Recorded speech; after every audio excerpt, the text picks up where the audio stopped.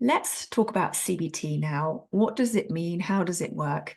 Now, essentially, at its core, there's this triangle. So the thoughts that we have and the beliefs that we have, sometimes consciously, sometimes just kind of under the surface, they affect how we act and how we feel. And our behavior, what we do, that affects how we think and feel. And then what we feel affects what we think and do. So it becomes this kind of bi-directional, this relationship that can work in lots of different ways. So if I change my thoughts, that will change what I do and how I feel. And likewise, if I do something different, then I might find that I think differently about myself or a situation, and then I might feel different. So essentially, it's about intervening at one point or other on that triangle in order to have different outcomes. Now, for a lot of people, that makes sense. I kind of get it, but at the same time, I also don't get it. How does that actually work in practice? So this is where get your notebook ready. And again, if you're watching at home, I'd love you to do this with us. I'm going to take you through a really short exercise to experience how this works. So I want you to think, I'm going to talk you through a scenario. You're walking down the street and you see someone that you used to work with walking towards you. And just as you're about to say hello, they walk straight past you without any acknowledgement at all. How do you feel? So I'd love you to answer these questions. How do I feel in that situation? So just write down the very first thing that comes to mind.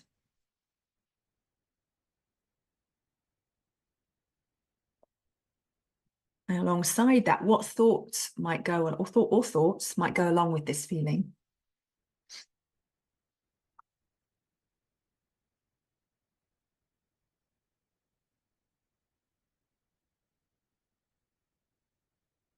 And what other feelings I might experience in this situation?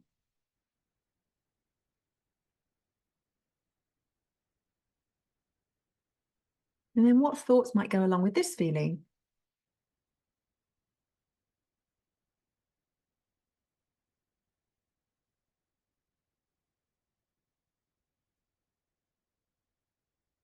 And the final round of other feelings I might experience in this situation, and what thoughts might go along with that feeling.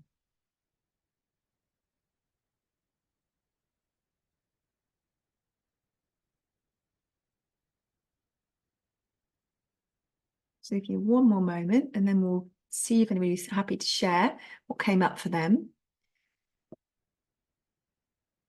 So how would I feel in that situation? Then you want to write down or tell me what they would think. So let's have a look.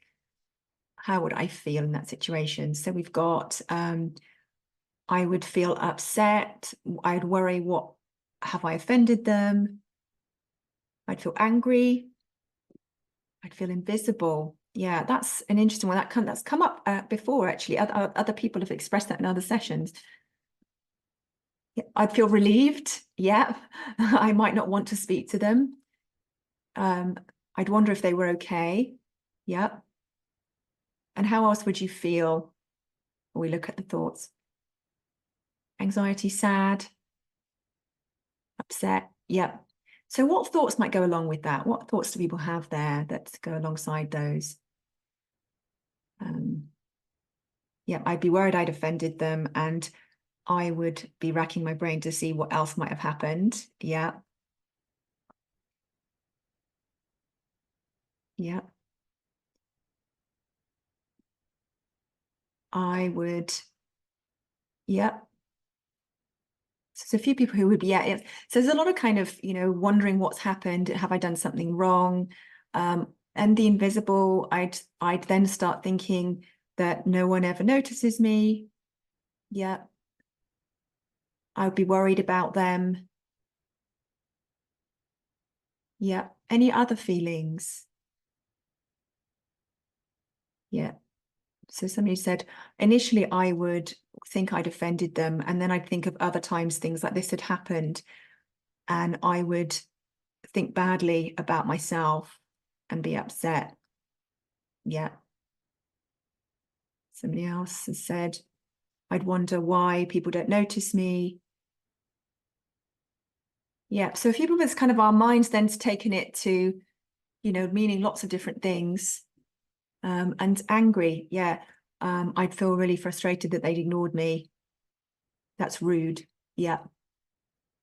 Now, what this shows, you're just looking at the varied answers there, everything from relief to anger and everything in between, is that, we have a tendency to think that something happens and then there's a consequence, that that's how it works. But in reality, there's this thing that happens in the middle, which we've just seen there, that there's a belief or thought which comes before the action that we take or the meaning that we create. So, in reality, in that scenario, we don't actually know why that person hasn't acknowledged us.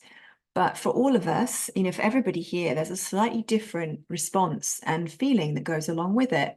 And what that means is that we can create a vicious cycle. So, that person's ignored us, that's the situation. We've had this thought of, oh my God, I must have done something to offend them. And somebody else has said, have I offended anybody else? It becomes, snowballs. And that leads to these feelings of, upset or anger or sadness, or worry and overthinking, ruminating, and then sensations in the body. And if you just think for a moment, let's just stop and just close your eyes for a moment. And just whichever was the most prominent feeling that you had when you first thought about experiencing that, what do you feel in your body when you think about that? Just have a feeling for a moment. Just how does it feel? And just if you can write in the chat and let me know. Somebody said my stomach would be churning. Yeah. Gives me a headache to think about it. Yeah. Tension in shoulders.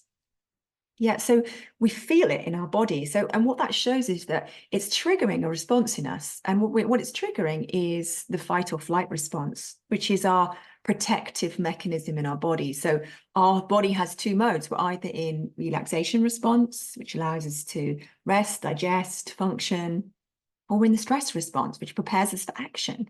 And in this situation, if we've perceived it and we've had the thought and belief that this person has deliberately ignored us and there's something we've done wrong, or, or that it's a meaning about, my worth, I'm invisible. What that means is that, our body's is getting ready to defend itself, even though there's no actual external threat. It has the same reaction in our body as if it was.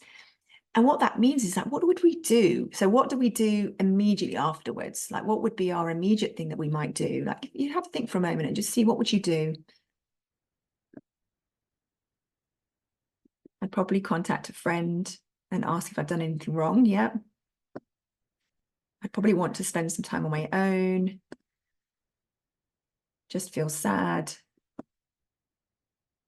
Distract myself. Yeah, so we'd probably do something in the moment to either validate how we're feeling or to avoid it, to get out of that uncomfortable feeling. And what do you think we would do next time if we saw that person again? What would we do if we saw them coming down the street?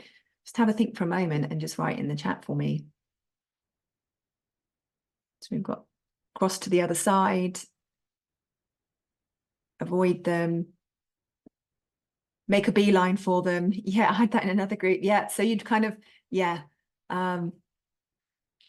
Yeah, so we would do something differently. We would take action because of what we had believed and what we'd experienced the time before.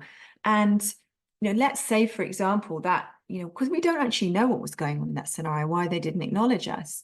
Now, if it was that they just hadn't seen us, or as somebody's written here, that, maybe they saw me out of context and didn't recognize me. If it was just a genuine oversight, and the next time we saw that person, we crossed the street and avoided them. Now, they will have their own cycle going on, and they may see that happen and then have that exact same experience that we've had of worrying about what's happened. So suddenly we've got this scenario where we could be ignoring each other because of the reactions and the responses, the cycle that we've created. Does that make sense? Yeah. He says, that makes so much sense. This happens to me all the time. Yeah, it's so easy to do.